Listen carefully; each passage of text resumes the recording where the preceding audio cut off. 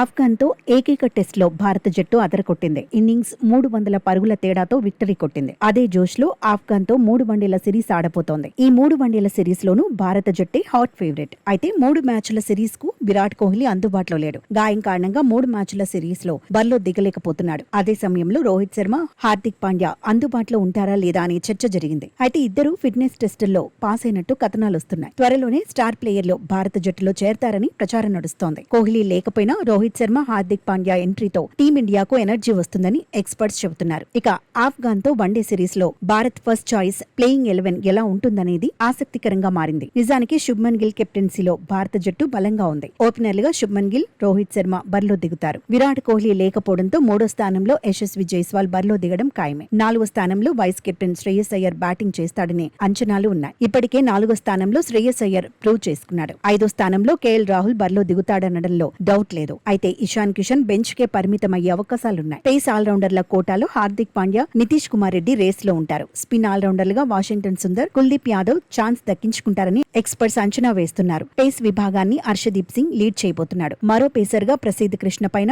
అంచనాలు ఎక్కువే ఉండబోతున్నాయి. భారత్ ఆఫ్ఘన్ మధ్య తొలి వన్డే 13న ధర్మశాలలో జరగబోతోంది. రెండో వన్డే లక్నోలో 17న ఉండబోతోంది. 20న జరిగే మూడో మ్యాచ్ కు చెన్నై ఆతిథ్యం ఇవ్వబోతోంది. వన్డే ప్రపంచ కప్ వచ్చే ఏడాది జరగబోతోంది. ప్రపంచ కప్ కు ముందు ప్రతి సిరీసు కీలకమే. బలాలు, బలహీనతలపై దృష్టి పెట్టేందుకు బయలేటరల్ సిరీస్లు ఉపయోగపడతాయి. అందుకే ఆఫ్ఘన్ తో సిరీస్ ను కూడా టీమిండియా ప్రతిష్టాత్మకంగానే తీసుకుంటుందనడంలో డౌట్ లేదు.